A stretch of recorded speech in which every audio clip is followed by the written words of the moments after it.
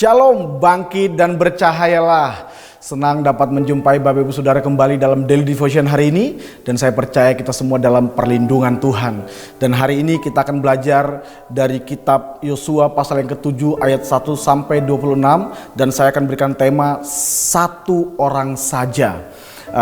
Saya menyarankan untuk Bapak Ibu Saudara membaca pasal ini secara keseluruhan. Tetapi saya akan membacakan ayat yang pertama saja. Demikian firman Tuhan. Tetapi orang Israel berubah setia dengan mengambil barang-barang yang dikhususkan itu. Karena Akan bin Karmi bin Zabdi bin Zerah dari suku Yehuda mengambil sesuatu dari barang-barang yang dikhususkan itu, lalu bangkitlah murka Tuhan terhadap orang Israel. Kalau Bapak Ibu Saudara membaca nanti keseluruhan dari kisah ini menceritakan bagaimana bangsa Israel mengalami kekalahan yang memalukan dari sebuah kota yang kecil yang bernama kota Ai.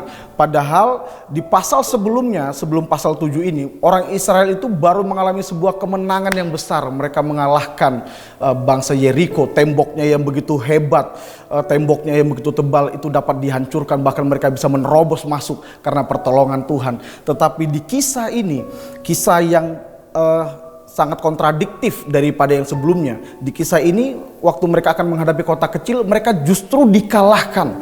Alkitab kalau kita baca keseluruhan dari pasal ini, ada 36 orang yang tewas dari bangsa Israel. Bahkan bukan hanya itu, mereka harus lari tunggang langgang, mereka dipermalukan, mereka dikejar-kejar oleh musuh mereka.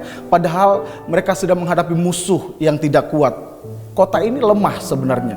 Nah, pertanyaannya, apa yang membuat mereka kalah? Ternyata kekalahan bangsa ini disebabkan oleh hanya karena dosa satu orang saja dari bangsa itu yang bernama Akan.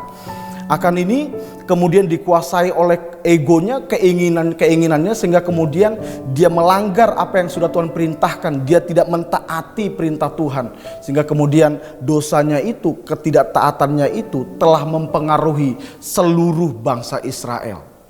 Ternyata satu orang saja dari bangsa ini bisa mempengaruhi hasil dari sebuah pertempuran sebuah bangsa. Kenapa? Karena memang satu orang saja itu punya dampak yang besar. Dosa Akan telah mempengaruhi kemenangan orang Israel berubah jadi kekalahan. Nah, pelajaran apa yang kita bisa petik dari kisah ini? Pelajarannya adalah kehidupan kita dalam sebuah komunitas itu juga bisa membawa dampak yang positif atau negatif, itu tergantung kita. Ternyata satu orang saja dari hidup kita itu bisa membawa pengaruh yang begitu luar biasa dalam sebuah komunitas. Tergantung dari apa yang kita lakukan. Apakah kita taat kepada Tuhan atau tidak. Karena ketidaktaatan kita, bisa saja mungkin begini, komunitas kita itu akan terpengaruh. Karena ketidaktaatan kita itu, komunitas kita itu baik itu di keluarga, di pekerjaan, di gereja, dalam pelayanan, dalam banyak hal area kehidupan kita. Kalau kita tidak memperhatikan sungguh-sungguh kehidupan kita, kalau kita sembarangan membuat keputusan, kita sembarangan melakukan apapun dalam kehidupan kita, tanpa kita sadari ternyata begini, satu orang saja bisa mempengaruhi seluruh komunitas-komunitas kita. Itu sebabnya hari ini pelajaran yang penting yang kita bisa petik dari kisah ini adalah kita perlu memperhatikan kehidupan kita. Apakah hidup kita sudah memberikan dampak yang positif, dampak yang membangun? Apakah hidup kita ini sudah kita dedikasikan untuk memberikan dampak yang menyembuhkan, bukan malah membuat sakit komunitas kita? Itu tergantung dari pilihan-pilihan kita. Akan telah membuat keputusan dan pilihan yang salah sehingga kemudian bangsanya menjadi kalah. Tapi ada sebuah kisah di Alkitab juga, hanya karena satu orang saja juga kemudian terjadi sebuah kebangunan rohani, terjadi mujizat di sana, yaitu kisah 5 roti 2 ikan. Alkitab mencatat hanya karena satu orang anak kecil, kemudian Tuhan Yesus bisa memberi makan 5.000 orang laki-laki, bahkan ada sisa yang melimpah.